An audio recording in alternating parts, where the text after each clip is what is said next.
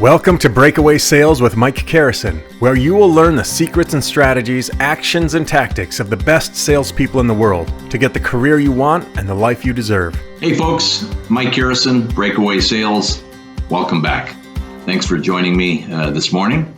It is right in the midst of the pandemic. We're hopefully flattening the curve to the point where things are starting to open up again. I know many of you, particularly in sales, are feeling very cooped up by all of this, wondering where to go next. How do I plan my way out of this situation? What is the marketplace going to look like when I return? Are the old sales models still going to be there? Are the products going to change? What are the expectations of my customers? I can only begin to imagine what's running through your minds because those are the same things running through mine. So I'd like to share a few insights with you, particularly as it pertains to professional selling and reaching your fullest potential and keeping there for the long haul. When I started my career, we were right in the middle of a very deep recession. This goes back to the Jimmy Carter days, believe it or not. Where gas lines for the first time were a mile long, and gasoline costs actually were over $1 a gallon for the first time ever. GDP was slipping. It was the same kind of situation, obviously different circumstances, but the economy was failing. So one of the advantages of being young is that you don't pay attention to those things, and you just go out and sell. You just go out and do your job. And so I can't emphasize enough that you have to ignore some of the noise that's out there.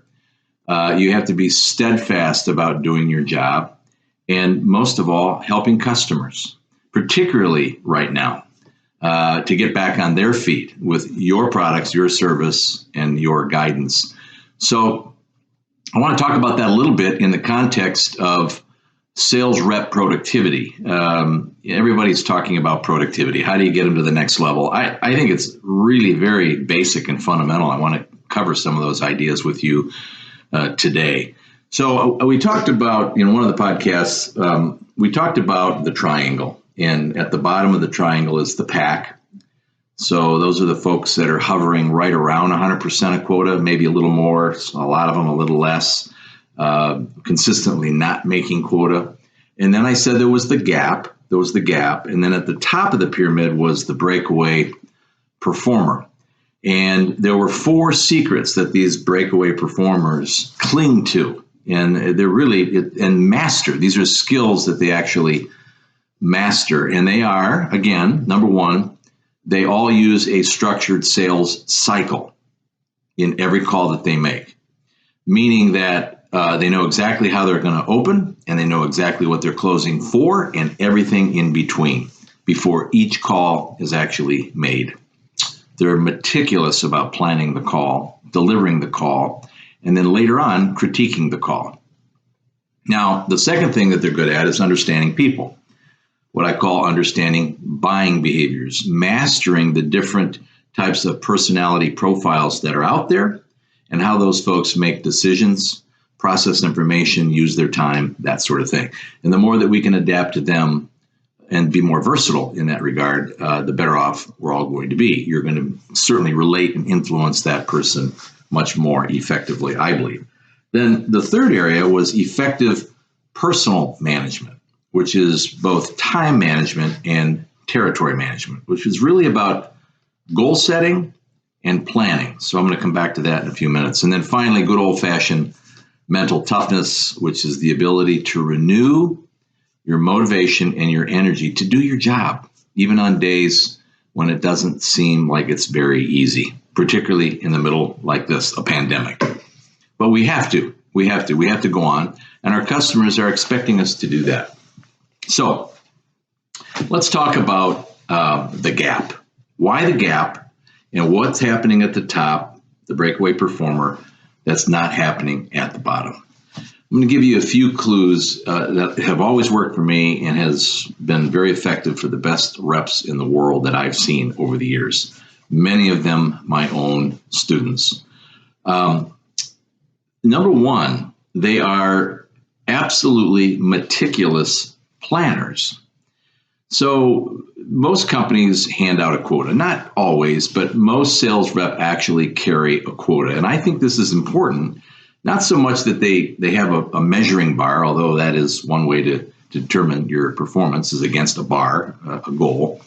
But every single rep in a company represents a piece of the total revenue at the top of the organization. So if you have a $30 million company or a $30 million revenue goal as a company, and you have 30 sales reps spread across either geographies or accounts or vertical markets or whatever it might be, and each one of those folks has $1 million quota, obviously that rolls up to 30 million. That's the whole idea around alignment. So each rep is the CEO of their territory, responsible to deliver their $1 million. And if we do that effectively, we'll hit our $30 million annual goal. Well, it's not always that clean, is it? So we have the classic 80-20 rule. You've heard of that. And it is true. It is true. And I think I've said in a previous podcast, it's more like the 95-5 rule. What are the guys at the top doing that the guys and gals at the bottom aren't doing? So we want to explore that some more today. Okay, so meticulous planning. That starts with an annual plan, not just a daily plan, which is usually a big list. And almost always those lists seem to be too big, too long, and don't fit into an 8-hour day, so why have them? It's almost like this log that we keep. And you got 80 things on it, and we cross out 5 only to put 5 more on the next day, and we're stuck with the same 80, and most of them don't go away. In fact, they become a source of distraction. When I say planning, I talk about 2 things. One, how do I make sure that my quota, my objective for the company under which I'm being measured, how do I make sure that is met? And the best way I know how to do it is to take 100% of quota, whatever that number is, let's say it's $1 million, and I double it. And I now make it $2 million. That's now my personal goal. Do I expect to hit it? Probably not. But more often than not, I find that reps who plan against 200% of quota not only hit it once in a while, but they never miss 100% of quota. So it's a way of running the numbers. So take your 200% plan, doubling your quota, map it against 4 quarters, okay? See how the company actually performs. Is it 25% across the board for all 4 quarters, or does that percentage on a quarter-by-quarter basis have a tendency to move around? So find out the detail, and your chief financial officer can probably help you with that. Once I have the percentage the company does per quarter, then I can take my 200% number, my 2 million, and I can divide that across the 4 quarters. Now I have quarterly targets that are a little easier for me to map to and to plan to. Okay, the second thing I do after I map my quota against a quarterly target is I have to establish my beachheads. By that I mean, what am I going to hunt for? What am I going to farm for? I've got both clients perhaps, and I have to generate new accounts perhaps. So it's a blended activity. How much of each is likely to represent quarter by quarter against that $2 million quota? How much is the market going to reflect back against those numbers? And that's, again, insight and hindsight, what you did last year, foresight into what you think the future is going to be for your clients. And you have to come up with a feel. Now, if you're brand new in the territory, use your resources. Talk to your manager. Talk to the previous rep. Get an understanding of where the bones are buried, so to speak, inside your territory. And come up with reasonable quarterly targets or beachheads, parts of the industry or marketplace that you can truly attack and become an expert at and get is 70, 80, 90% what I call kill rate, a high probability of closing deals. And every industry is going to be different. Okay, for me, if I go back to my software company, we had an end-to-end ERP solution that we used to sell back in the 80s and 90s. My sales reps had precise targets where they took that software because they knew they could be very effective there. And they were repetitive and discrete manufacturing and also process manufacturing. That's what we were best at. So when they tore their territories apart with their plan, they established places, beachheads, industry segments, locations, geographies, zip codes, industrial parks. They knew where those opportunities were, and they planned against that. And then they created support for themselves in order to go out and find it. Contact information, maps, territory information, all those things, very, very important. So they could hit the ground running, so to speak, against those particular plans. So they have a quota plan. It's 200%. It's mapped across the 4 quarters. And then they distill it down into very precise market targets that they know they have a high probability of gaining success by going to those targets first. Then they have to evaluate time against that. How much time do I have to hunt for new business? How much time do I actually farm against existing business, existing accounts? Well, the low-hanging fruit is within the existing accounts. So start with that to take that 2 million to 1.9 million to 1.7 million.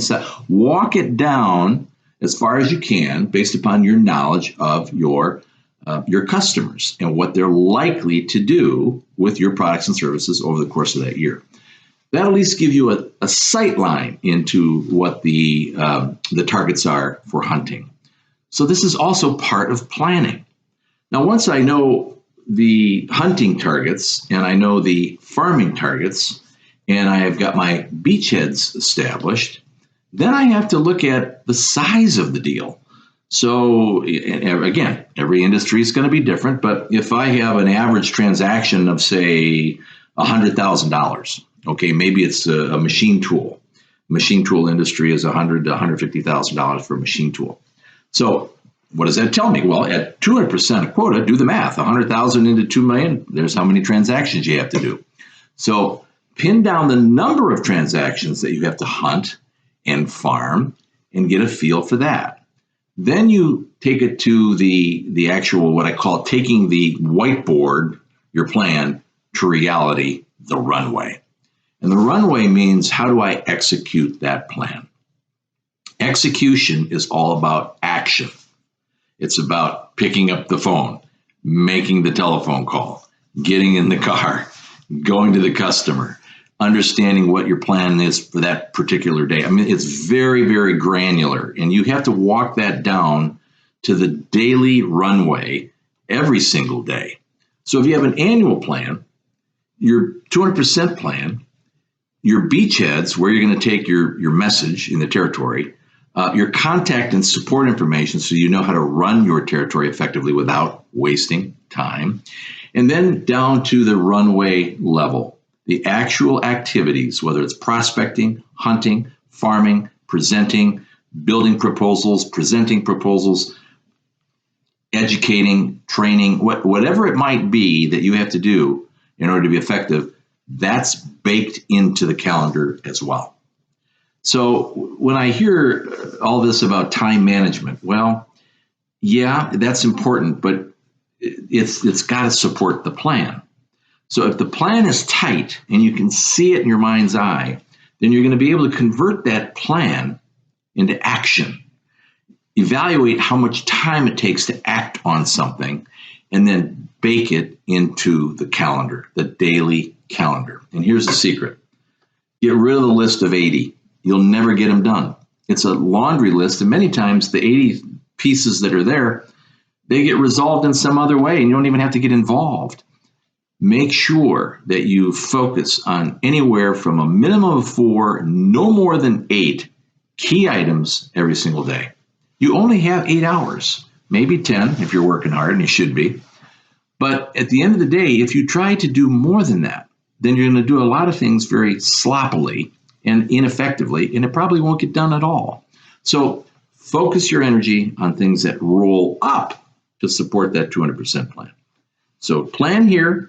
Break it down, examine your territory, farming, hunting, bring it down to the runway, execute your plan on a daily basis. It's really kind of that simple. So don't make it more complicated than that, because I find that people go out and get gadgets and time management systems, and they play with them and they look good on paper, and they end up spending all their time planning and they don't do any executing, okay?